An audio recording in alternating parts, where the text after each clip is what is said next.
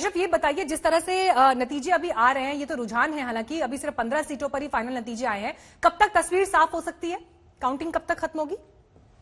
मीनाक्षी, सबसे पहले मैं अपने दर्शकों को और आपको थोड़ा अपडेट दूं कि क्या इस वक्त हालत है। अभी तक जो 280 जो हैं ये डिस्ट्रिक्ट डेवलपमेंट काउंसिल के चुनाव जो पहली बार इतिहास में जम्मू कश्मीर के हुए हैं, अभी तक 218 की तस्वीर लगभग साफ हो चुकी है। जिसमें से जो है, अगर हम बात करें, जो गुपकार एलायंस है जो अभी तक फिलहाल इन पूरे चुनावों में मतगणना के दौरान बढ़त लेते हुए नजर आ रहा है पूरे जम्मू कश्मीर में, उन्होंने 15 सीटें जीती हैं और 75 सीटों पर वो आगे हैं। जबकि बीजेपी जो है उन्होंने 4 सीटें जीती हैं और 42 पर आगे हैं।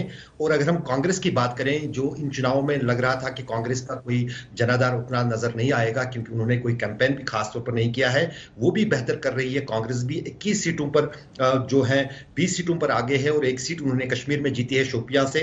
जहां तक एक नई पार्टी बनी थी कश्मीर में अनुच्छेद 370 हटने के बाद, अल्ताफ बुखारी की अध्यक्षता में अपनी पार्टी, उसने उतना जो है अभी तक फिलहाल रुझानों में और जीत में ऐसा कुछ दिखाया नहीं जो उससे आशंकाएं जताई जा रही थी।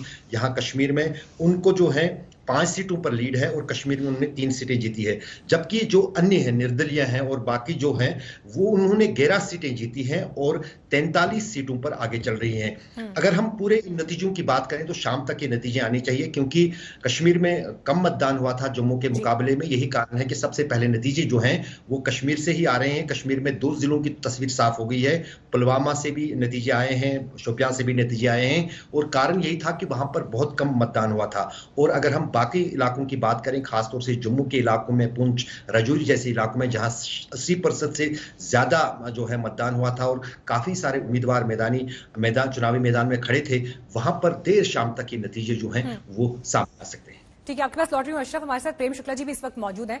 प्रेम शुक्ला जी, जो तस्वीर अभी इस वक्त दिखाई दे रही है, बड़ा सवाल यहां पर ये उठता है कि केंद्रीय नेतृत्व की तरफ से भी जो ताकत कश्मीर में झोंकी गई, तमाम बड़े मंत्री वहां प्रचार के लिए गए।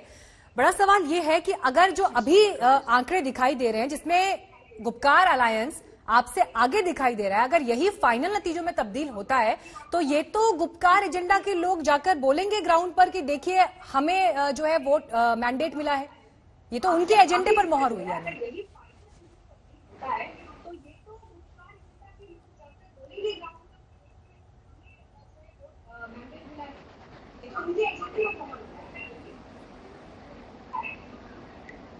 प्रेम शुक्ला जी, आप तक आवाज पहुंच रही है?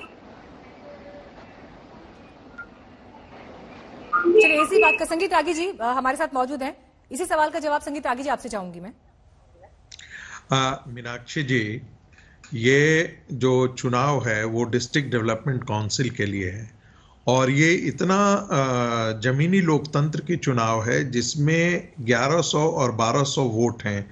वहाँ पर इस प्रकार के इलेक्शन को कभी भी एक पूरे प्रदेश के एजेंडे के तौर पर नहीं देखा जा सकता है। मेरे कहने का आशय है, यह कोई 370 या आर्टिकल 35A के पर कोई ऐसा मैंडेट या न मैंडेट, इसके खिलाफ इसके पक्ष में ऐसा मैंडेट के तौर पर नहीं देखा जा सकता है। 370 हटने के बाद अगर पहला चुनाव हो रहा है तो एक कसौटी तो ये भी होगी ना जिस पर इस फैसले को परखा जाएगा, समझा जाएगा। देखिए मीनाक्षी जी, आप और जो भी जम्मू एंड कश्मीर की राजनीति को पिछले 30 साल 40 साल से जानते हैं, वो ये भी अच्छी तरह जानते होंगे कि किस प्रकार से घाटी के अंदर जो आतंकवादी तत्व हैं, जो एक्सट्रीमिस्ट हैं, एंटी इंडिया फोर्सेस कितने मजबूत हुए थे। और इनको मजबूती प्रदान करने में यही नेशनल कॉन्फ्रेंस थी, पीडीपी थी और बाकी अन्य लोग थे, जिसमें कांग्रेस को भी मैं शामिल करता हूं, क्योंकि कांग्रेस ने उन आतंकवादी तत्वों के खिलाफ खुलकर के कभी नहीं बोला, कभी उनके खिलाफ बात नहीं की। सिक्योरिटी फोर्सेज उनके खिलाफ अभियान चलाते थे और कांग्रेस के नेता रात में जाकर के ये कहा करते थे कि भाई देखो अब हम क्या कर सकते हैं, सिक्योरिटी फोर्सेज ने ऐसा कर दिया। ये जम्मू कश्मीर के लोग ही हमें बताते हैं। ऐसी स्थितियों में एकाएक यदि हम चाहें कि एकाएक घाटी के परिदृश्य में पूरा परिवर्तन हो जाए तो ऐसा हमें अंदाजा भी नहीं लगाना चाहिए, सोचना भी नहीं चाहिए। लेकिन बहुत अच्छी बात यह है कि भारतीय जनता पार्टी, जिसके बारे में कहा जाता था कि घाटी के अंदर कोई झंडा लेने वाला नहीं होगा, कहा जाता था कि घाटी के अंदर 370 और 35A लागू हो जा खत्म कर दिए जाने के बाद भारत का कोई झंडा नहीं उठाने वाला होगा, तो गुपकार संगठन को अलग कर दीजिए।